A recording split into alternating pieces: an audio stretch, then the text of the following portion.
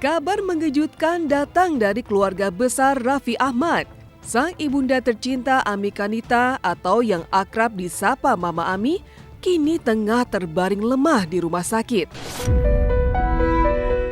Dari potret yang kini tersebar di media sosial, terlihat Mama Ami bersandar di atas ranjang perawatan, tubuhnya tampak lemah, bahkan selang medis tampak di hidungnya. Padahal sebelumnya, seminggu yang lalu, Mama Ami terlihat sehat dan baik-baik saja mendampingi Raffi Ahmad yang mengunjungi rumah Afan Kurniawan, driver ojol yang meninggal karena terlindas kendaraan taktis petugas. Sebuah pemandangan yang jauh berbeda dari sosok Mama Ami yang selama ini dikenal penuh semangat dan selalu tersenyum di depan kamera. Lantas, sakit apa sebenarnya diderita Mama Ami? Apa yang terjadi hingga sang ibunda Sultan Andara ini harus menjalani perawatan intensif di rumah sakit, dan seberapa seriuskah kondisi kesehatannya saat ini?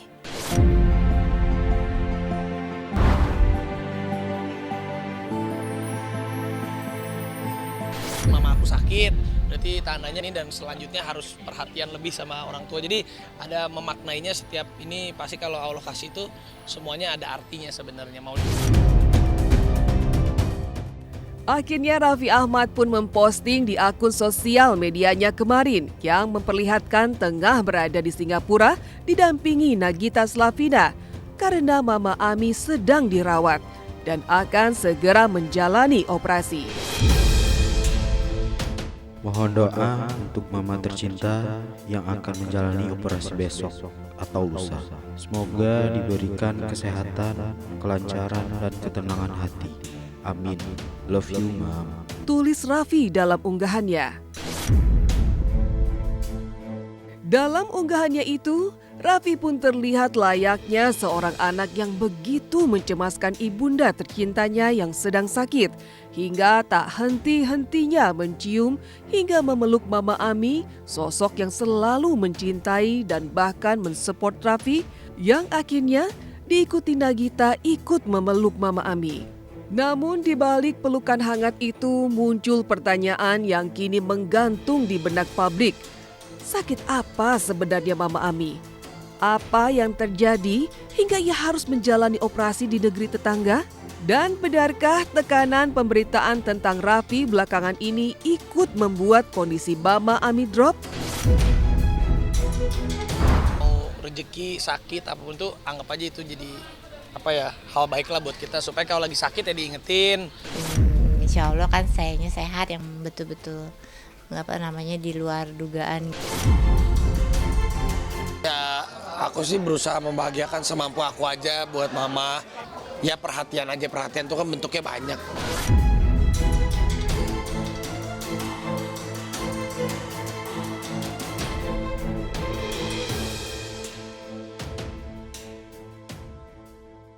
Di hadapan masyarakat, di tengah sorotan hujatan hingga penjarahan yang telah menyasar rumah mewahnya. Ya, meski kini statusnya sebagai anggota dewan juga tengah dinonaktifkan, namun Uya dan sang istri Astrid tetap menunjukkan komitmennya untuk turun ke masyarakat dan membantu sesama. Seperti kemarin, dengan didampingi Astrid, Uya sampai terbang langsung ke Jember, Jawa Timur, guna membantu para TKI. Dan setibanya di Jember, sambil berurai air mata, Uya dan Astrid sempat curhat di hadapan masyarakat Jember terkait penjarahan yang sempat menyasar rumahnya, yang justru dibangun dari hasil jerih payahnya selama belasan tahun berkiprah di dunia hiburan tanah air, dan bukan dari penghasilannya sebagai anggota dewan yang baru diembannya kurang dari setahun. Dan inilah liputan eksklusif Tim Silet langsung dari Jember, Jawa Timur. Halangan hatiku ya, spiritual itu ketika kan habis masalah itu langsung besok ke Istiqlal. Sholat di situ tuh rasanya. Oh, belum. Itu pertama kali kita berani keluar tuh. Dan ada ketakutan loh awalnya, maksudnya kan karena hebohnya itu kan kita nanti dilihat orang gimana apa, tapi enggak. Selain sholat orang pada sabar ya, pasti capek itu langsung. Oh ini berarti nggak seperti yang kita bayangkan. Kalau aku jujur, malah sekarang lebih kuat lagi. Pas kembali lagi ke ini aku ngerasa wah aku harus lebih awas lagi, lebih kuat lagi. Ya bisa lebih banyak bantu orang itu udah rasanya di dada tuh udah wah pokoknya habis itu kita coba alhamdulillah bantu orang lagi. Ini cobaan terberat yang pernah kita alami, nggak pernah kebayang. Cuman ya justru kita bersyukur alhamdulillah Tuhan ngasih cobaan ini. Mudah-mudahan ini ya cobaan yang paling berat yang Tuhan kasih kita. Selepas curhat yang dipenuhi keharuan, Uya, Astrid, dan rombongan langsung menuju Dusun Sentong, Desa Karanganyar, Kecamatan Ambulu, Kabupaten Jember. Kehadiran Uya dan Astrid tidak lain untuk menjenguk Lilis Indrawati, TKW di Malaysia yang menjadi korban tabrak lari pada Desember 2023 lalu. Dan kepulangan Lilis yang dalam kondisi lumpuh otak serta sempat akan disuntik mati ke kampung halamannya pada Maret 2024 lalu tidak terlepas dari bantuan langsung Uya yang sampai 3 kali bolak-balik Indonesia-Malaysia guna bisa memulangkan Lilis. Dan kini, meski masih dalam kondisi lumpuh, namun secara umum kesehatan Lilis justru semakin membaik. Hujan air mata pun mewarnai pertemuan Uya, Astrid, dan Lilis. Ini kita ada di Jember. Ini sama Mbak Lilis yang bulan Februari tahun 2024. 1,5 tahun yang lalu kita tolong, kita bantu, kita pulangkan ke Indonesia, ke Jember. Dari Malaysia pada saat itu Mbak Lilis dalam keadaan lumpuh, hampir koma ya, sempat hampir disuntik mati. Saya datang ke Malaysia pagi-pagi. Pada saat itu kondisinya juga saya waktu ngeliat gimana cara mulangin ya, karena Mbak Lilis itu terbaring tidur pakai selang-selang. Ternyata alhamdulillah sekarang bisa jalan, bisa ngomong karena pertolongan Allah. Terus semua masyarakat di sini juga ya menolong. Terutama saya datang itu benar-benar Mbak Lilis waktu itu keadaannya drop ya Mbak Lilis ya. Mbak Lilis cuman bilang pengen sholat. Katanya pengen sholat. Terus inget apa Mbak Lilis? Coba inget anak, coba inget orang tua. Yuk sembuh yuk, saya bilang gitu. Cuman yang ditulis di kertas ingetnya Allah. Senang banget. Kenapa Lilis? Kenapa Lilis? Ngomong. Senang banget. Iya. Terima kasih Pak Uya. Sama-sama Mbak Lilis. Mas juga Pak Afif.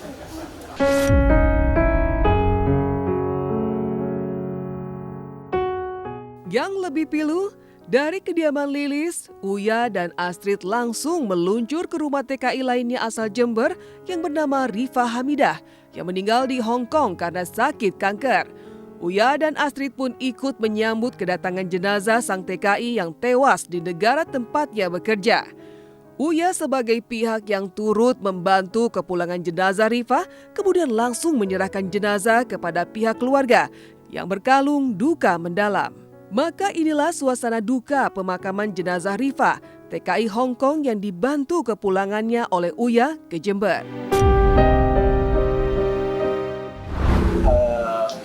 Jenazah Rifa akan tiba, sekarang udah sampai Surabaya, perjalanan ke Jember lagi 4 jam nanti. Kita akan pemulangan jenazah Rifa dari TKW atau PMI asal Hong Kong.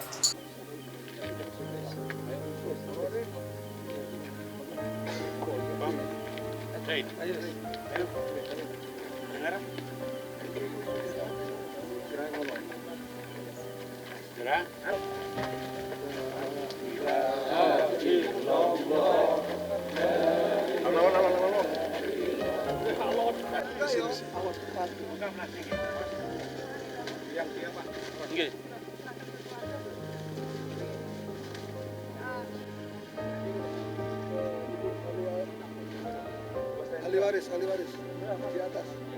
Ahli waris di atas, Pak. Iya.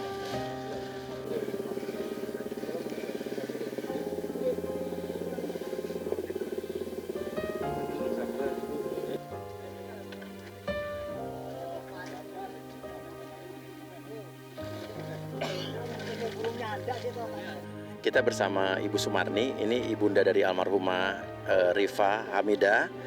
Hari ini almarhumah Rifa sudah sampai Jember. Kita pulangkan bersama Miss Yuni, saya dan teman-teman yang lain juga. Ibu juga hari ini Rifa sudah dimakamkan, ibu yang sabar. Iya. Ya, sudah berapa tahun Rifa di Hong Kong? Udah 20 tahun lebih. 20 tahun lebih ya. Iya. Diikhlaskan Bu ya. Iya. Terima kasih buat para donatur ya, Mas Uya, terima kasih sumbangannya juga. Para donatur yang di luar dan Pak Dewan juga, dan Disnaker Jember juga terima kasih, dan tim yang ada. Buat masyarakat yang ada di sini, saya secara pribadi terima kasih. Saya tidak bisa memulangkan Reva dalam keadaan sehat, Ibu, tapi saya penuhin janji saya. Reva sudah pulang, walaupun tinggal nama ya Ibu ya.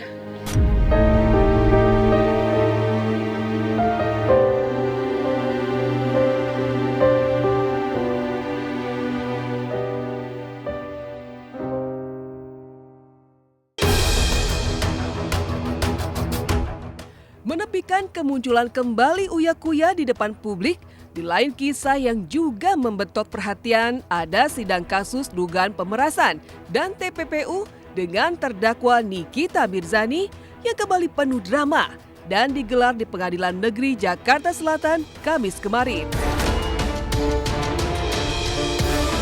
Di sidang kali ini, Nikita kembali hadir langsung di ruang sidang. Setelah di pekan sebelumnya, ibu 3 anak itu hanya bisa hadir secara daring lantaran sakit gigi. Jika saat daring ia tampil tanpa make up dan dengan wajah yang menahan sakit gigi dan pipi sedikit bengkak, kemarin Nikita kembali hadir dengan make up dan pita pink di rambutnya.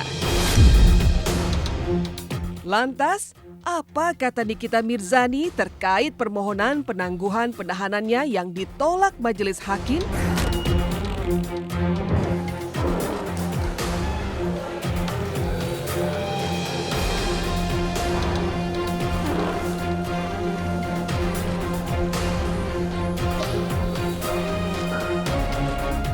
Pertanggungjawaban Anda luar biasa loh. Ini di sini ada minta tolong. Taseli dilihatin nggak? Ini fakta. Ini bukan bikinan. Ini fakta dari Polda. 9 Oktober Samira menghubungi. Ini sesuai dakwaan. Bukan saya. Saya bukan. Jadi gimana maksud tindak pidana pencucian uang? Penangguhannya belum ada jawaban Kak, sampai sekarang kayak gimana Kak? Nggak apa-apa. Mau ditangguhin alhamdulillah, nggak ditangguhin juga nggak ada masalah. Namun yang menjadi drama di sidang kali ini adalah penjelasan pengacara Nikita Mirzani di muka sidang soal nyawa kliennya bisa terancam karena sakit gigi yang dialaminya, yang bisa mematik infeksi otak dan serangan jantung. Serta fisioterapi jalani Nikita akibat pengapuran di tulang lehernya yang juga bisa berakibat fatal karena harus tidur di penjara hanya beralaskan kasur tipis.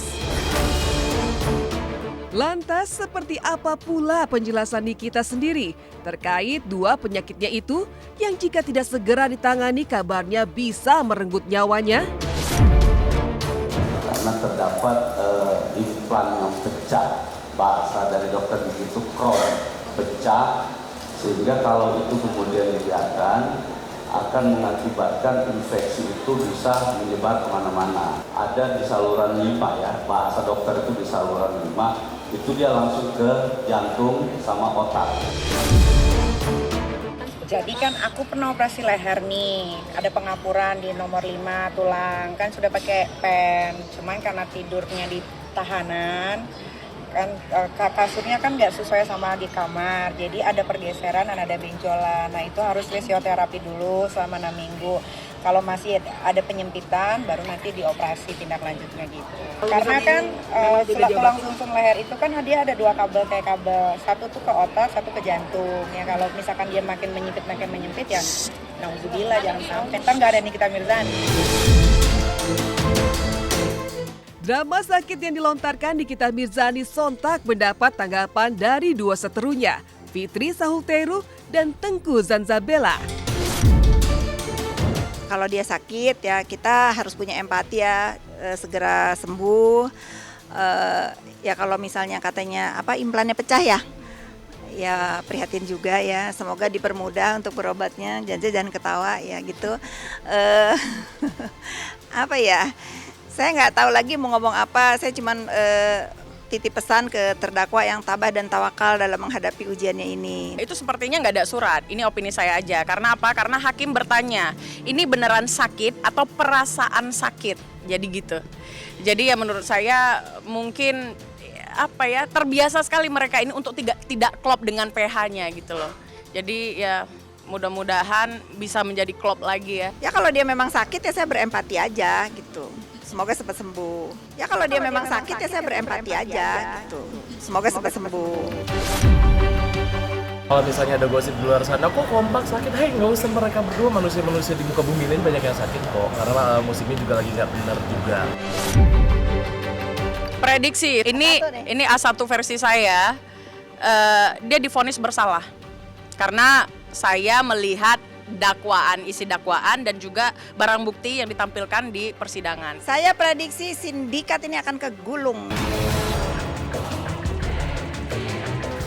Sementara itu, di acara Maulid Nabi yang digelar di Rutan Pondok Bambu, Selasa lalu selain Ustadz Dery Sulaiman yang hadir memberikan tausiah, terlihat pula Nikita Mirzani yang hadir dalam balutan baju muslimah dan kerudung berwarna abu-abu.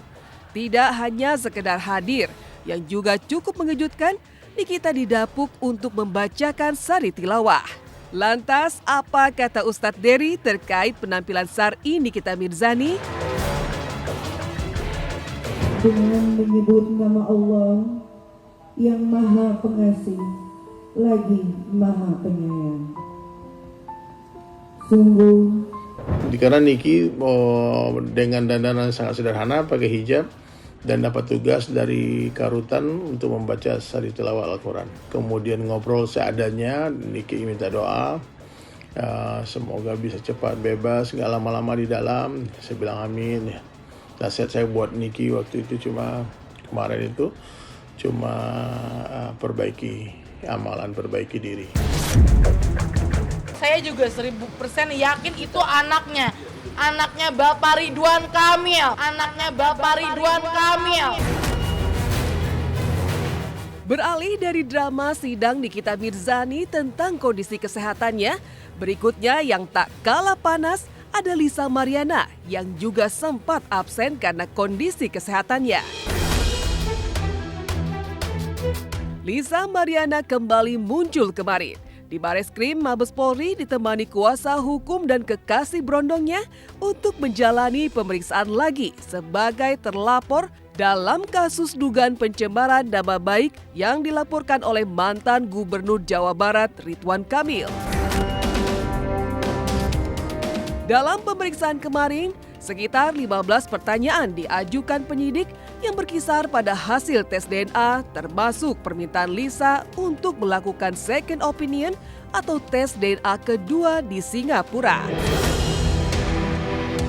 Sebagai pembanding terhadap hasil yang sebelumnya dikeluarkan Pusdokes Polri yang menyebut bahwa tidak ada kecocokan DNA antara Ridwan Kamil dan anak Lisa, CA. Namun benarkah Lisa Mariana mengaku sempat kaget atas hasil tes DNA yang sempat diumumkan oleh Bareskrim Polri di mana menyebutkan adanya setengah identik antara Ridwan Kamil dengan bayi CA, anak kandung Lisa Mariana? Saya nggak bisa berkata-kata karena sedih banget gitu. Ya karena itu ada beberapa persen kemiripan. Makanya kita mengajukan second opinion. Bahwa setengah dari hasil tes Pak Ridwan Kamil mirip dengan baby Azura. Maka setengah lagi itu identik gitu, setengah tidak identik. Karena waktu itu di sini yang diperiksa adalah air liur dan darah. Kalau di Mount Elizabeth Singapura bisa juga diperiksa dari kuku dan dari rambut. Usai menjalani pemeriksaan panjang di Bareskrim Polri, suasana haru tak dapat disembunyikan dari wajah Lisa Mariana. Ia tampak berkaca-kaca lantaran mengaku syok karena sempat dikejutkan oleh penjelasan lisan dari petugas yang menurutnya menyebut ada kemiripan atau setengah identik dengan DNA Ridwan Kamil. Atas keyakinan itulah, yang kini mendorong Lisa untuk melakukan second opinion memperjuangkan tes DNA ulang di Singapura demi mendapatkan kepastian mutlak terkait asal-usul putrinya. Bahkan Lisa pun bersikukuh meyakini 1000% bahwa putrinya adalah darah daging sang mantan gubernur Jawa Barat. Ya saya juga 1000% yakin itu anaknya Bapak Ridwan Kamil,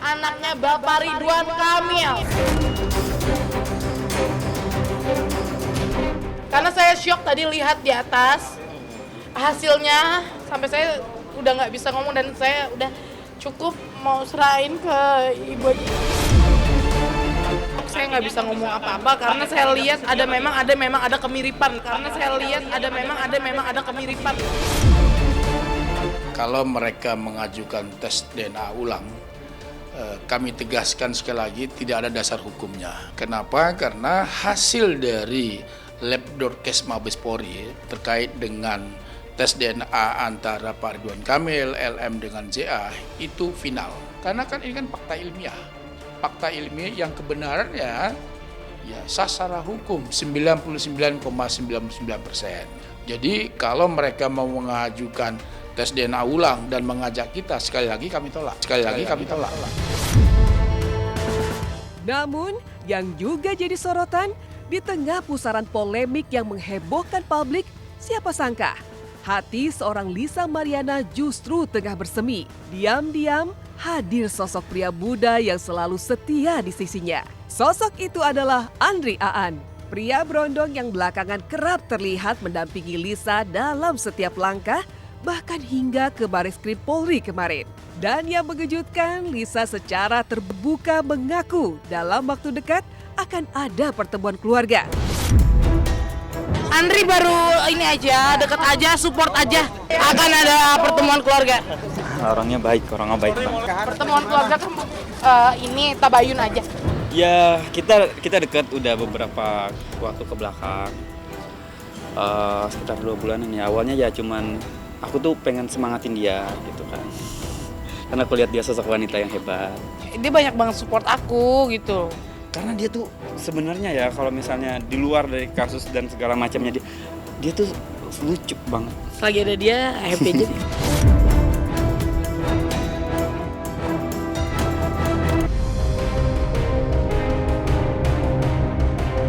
Pemirsa Silet RCTI, pasangan Stevie Zamora dan Nino Fernandez yang go public pertama kali di pernikahan Luna Maya pada Mei 2025 membawa kabar bahagia sekaligus mengejutkan. Bagaimana tidak? Tiba-tiba saja Stevie mengungkapkan kabar kehamilannya meski tak pernah mengumumkan pernikahannya dengan Nino. Melalui akun sosial medianya, artis cantik kelahiran 15 Desember 2000 ini mengunggah sejumlah foto maternity yang memperlihatkan baby bump. Sebelumnya, pasangan ini juga sempat membagikan foto dengan busana pernikahan pada Juli 2025, namun lagi-lagi tanpa ada penjelasan di balik foto tersebut. Tentu saja hal ini mematik tanda tanya netizen yang mempertanyakan kapan dan di mana tepatnya Stevie dan Nino menikah.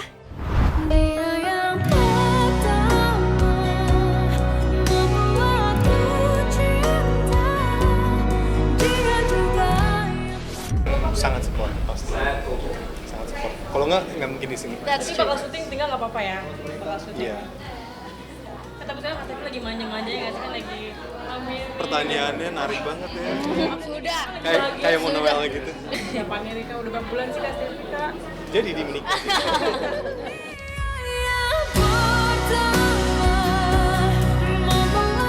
Ya, Nino Fernandez memang masih belum mau belak-belakan soal kebahagiaan yang tengah ia rasakan. Ia lebih memilih untuk tak menjawab pertanyaan seputar kehamilan Stevie Zamora. Sementara di unggahan sosmednya, Nino terlihat rela bolak-balik Jakarta, Malaysia hanya untuk sekedar membelikan nasi lemak buat sang bumil yang sepertinya tengah ngidam nasi khas negara serumpun itu. Saya mau nasi lemak dong. Nasi lemak yang mana? Lemak yang enak.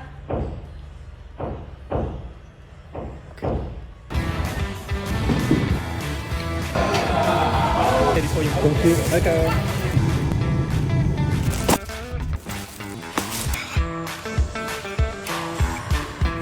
Nasi lemak burung hantu ini namanya. Penasaran? Panas.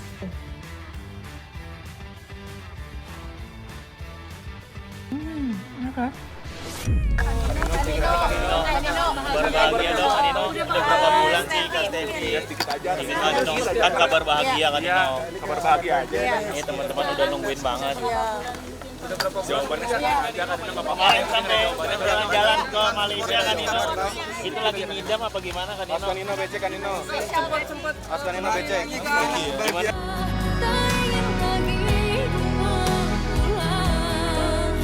Setali tiga uang dengan Nino Fernandes. Kabar bahagia juga datang dari pasangan Zaskia Sungkar dan Irwansyah. Setelah Kia lewat media sosialnya membagikan kabar ia tengah mengandung anak keduanya. Kia pun memperlihatkan saat dirinya tengah melakukan pemeriksaan kandungan yang usianya sudah memasuki 4 bulan. Seperti kehamilan pertamanya, kehamilan kedua Kia juga didapat lewat program bayi tabung setelah berjuang selama 10 tahun hingga akhirnya lahir Ukasha. Lantas, apa kata Siren Sungkar terkait kehamilan kedua sang kakak? Benarkah sang bumil kini kian sensi?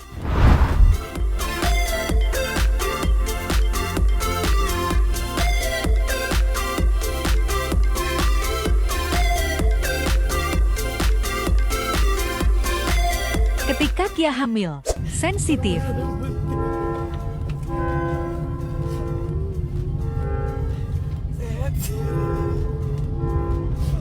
Ya sekarang nangisin apa lagi? Aku Maira pinter, Dikasihnya aja lah. Dikasihnya, karena kalau kita kan perjuangannya beda ya, jadi kayaknya kalau kamu ya lo pengen minta anak cewek gitu, kayak udah ya Allah dikasih keturunan dia udah alhamdulillah. Pengennya sebanyak-banyak yang dikasih sama Allah. Minimal dia kan ya. Amin. Yang ngomongnya gitu karena gitu. Nyari teman kali ya. Teman supaya nggak sepi. Minta adik cowok.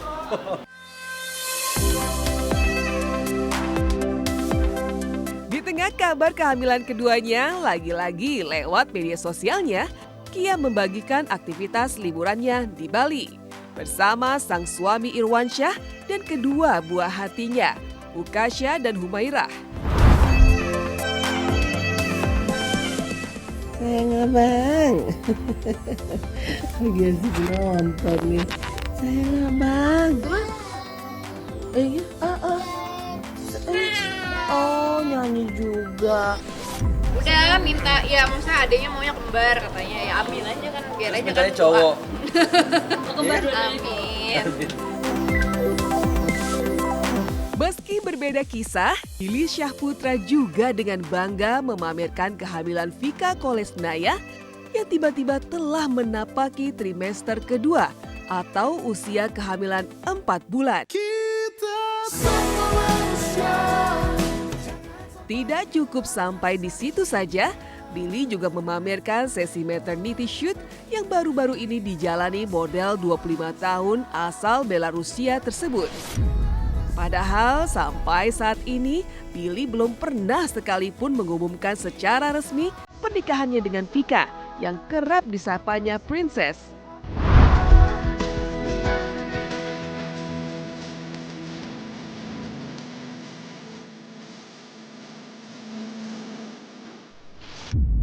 Mau jemput Princess. Kita jemput Princess guys. Mau ikut gua nggak? Oke, ikut gua, ayo.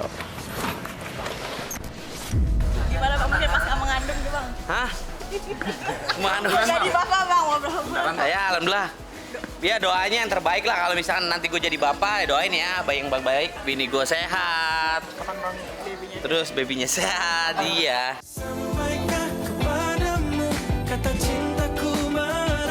Menariknya, di kehamilan pertamanya Vika justru kian rajin ke salon guna merawat dan mempercantik diri serta menikmati ketoprak. Sementara Billy terus setia mendampingi sang princess di setiap kegiatannya. Lantas, apa ngidam ala Bumil bule?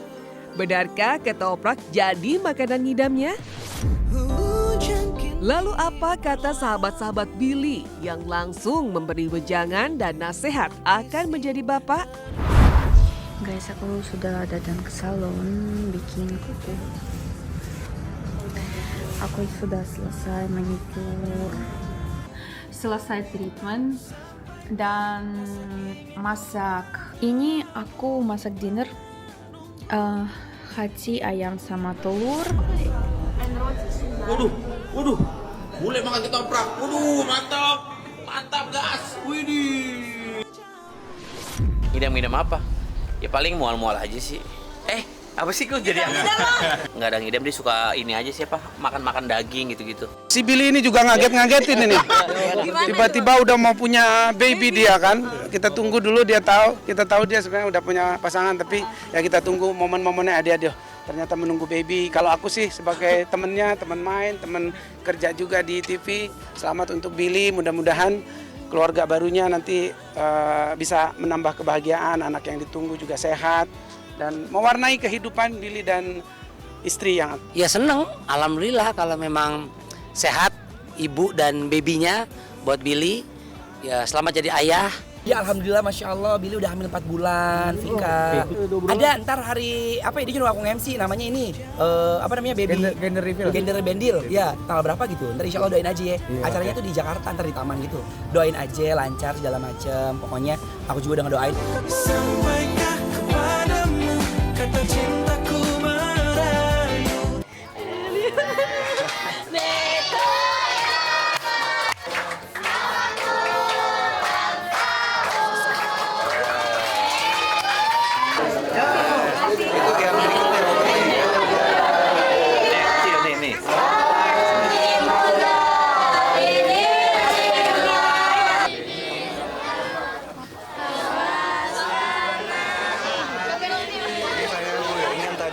Bantu-bantu nggak apa-apa. Bagi aja nggak apa-apa, bantu. Dibagiin nggak apa-apa. Buat ini nyemil ya, cemilan ya. Sama-sama. Assalamualaikum, halo pemirsa Silet. Alhamdulillah hari ini berkumpul lagi setelah sekian lama tidak bertemu. Di hari ulang tahun ini saya merayakan hari ulang tahun bersama teman-teman dari yatim piatu dan juga dari yayasan di Cibinong tadi. Yang pasti umur itu hanyalah angka, karena sudah mendekati 30 udah sadar bahwa mungkin sudah sangat dewasa gitu, bukan hanya remaja atau dewasa lagi. Tapi arti dari umur tersebut adalah bukan berapa banyak harta kekayaan atau popularitas yang bisa kita kumpulkan di dunia ini, tapi lebih bagaimana kita bisa berguna dan bermanfaat untuk banyak orang. Ya alhamdulillah ya, memang ini hal yang mengharukan untuk saya, membahagiakan yang jelas. Nggak ada harapan orang tua selain bisa melihat anaknya bahagia, sukses dan berhasil. Jadi bagi saya hidup ini udah sempurna, bahwa anak sudah bisa dia sudah bisa mandiri, udah bisa tahu mana yang baik dan tidak untuk dia lakukan, dan yang lebih bahagia lagi dia bisa berbagi sama orang-orang yang memang membutuhkan. Semenjak saya sudah menjadi pejabat publik ya, tolong dibedakan dulu ketika menjadi artis dan sekarang menjadi anggota dewan. Semenjak saya menjadi anggota dewan, sepertinya sudah tidak ada lagi hal-hal yang saya perlihatkan ke media ataupun di media sosial saya yang berbau-bau flexing. Jadi saya rasa itu juga bisa menjadi contoh untuk teman-teman artis di luar sana dan anak-anak muda di luar sana. Lalu benarkah terkuak Ferrell pun berjanji tak akan flexing lagi? Akankah ini menjadi babak baru dalam hidup seorang Ferrell Bramasta yang kini memilih rendah hati dan meninggalkan hingar-bingar popularitas demi menjadi pribadi yang lebih bermakna? Ya saya rasa alhamdulillah ya, mungkin namanya anak muda, apalagi di entertainment pasti akan ada banyak yang ingin menunjukkan keberhasilan atau kesuksesannya. Tapi bagi saya pribadi dari semenjak 2-3 tahun yang lalu lah mungkin, itu saya mungkin udah selesai dengan diri saya sendiri, dengan pencapaian-pencapaian duniawi gitu. Jadi untuk flexing, saya rasa untuk sekarang ini alangkah baiknya untuk teman-teman artis ataupun influencer semuanya untuk tidak flexing dulu, karena harus lebih bisa berempati dan bersimpati dengan keadaan masyarakat saat ini. Janji yang pasti untuk diri saya sendiri, jangan pernah lepas ataupun tergoda dari niat awal masuk ke politik. Kekhawatiran pasti ya, di dunia yang baru yang dia geluti. Yang jelas metamorfosis yang ada di diri Farel itu mulai dia dari pelajar biasa, tiba-tiba dia nggak diduga dan tidak ada rencana dia akhirnya masuk ke dunia entertain, dan di tengah-tengah karirnya yang boleh saya bilang sedang puncak-puncaknya pada saat itu dia memutuskan untuk pindah ke dunia politik. Itu hal yang luar biasa, nggak terduga untuk saya, tapi alhamdulillah dia bisa menjalani itu dengan baik dan insya Allah bisa ditunjukkan Allah jalan yang terbaik juga untuk dia. Dari pesona Farel Bramasta, artis sekaligus anggota Dewan yang berulang tahun ke-29, ada pesona Davina Karamoy.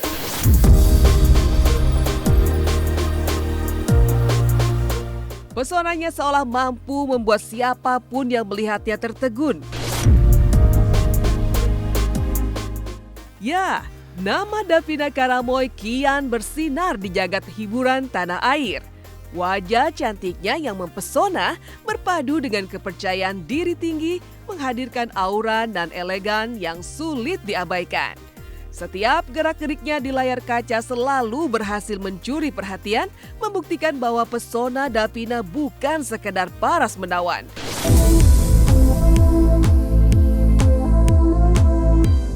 Melainkan juga talenta akting yang memukau. Tak hanya piawai berakting, Davina juga dikenal memiliki gaya berpakaian yang stylish, menjadikannya panutan fashion bagi para penggemarnya. Ia mampu memadukan kenyamanan dengan keanggunan dalam setiap penampilan, menciptakan citra yang memikat di setiap kesempatan. Davina juga dikenal aktif berolahraga, mulai dari pedal hingga tenis.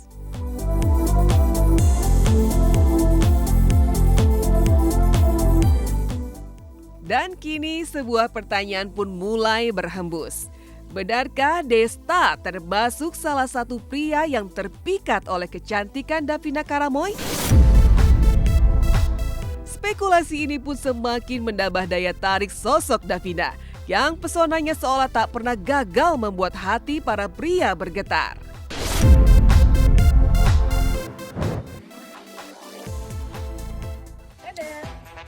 Ya jadi makanya. Bawa tuna lo langsung pepet terus sih. Iya, jadi Dikata-katain kamu? Iya. Siapa orangnya? Sedap Desta, masuk Desta. Jadi syaratnya kalau mau jadi pacarnya Davina atau jadi calon suami kamu nih 3 tahun lagi apa tuh? Aduh apa ya? Aku sih sukanya yang suka olahraga pastinya. Apalagi sisanya basic aja sih, setia, bisa aja komunikasi, dewasa. Suka seni gitu? Suka yang lebih berumur apa yang di bawah kamu apa yang seumuran? Di atas deh kayaknya. Oh mancing kita. Tapi nggak sampai 2 kali umur kamu enggak kan? Oh Mikan lagi banyak nih Om. Iya sempat baca beberapa sih, tapi ya apa ya tanggapan aku sih, aku kurang merhatiin lagi Kak. Aku kayak suka mereka aja lah, mereka berhak juga ngomong apapun, tapi kalau sampai membuat statement sih menurut aku itu udah kurang baik aja sih.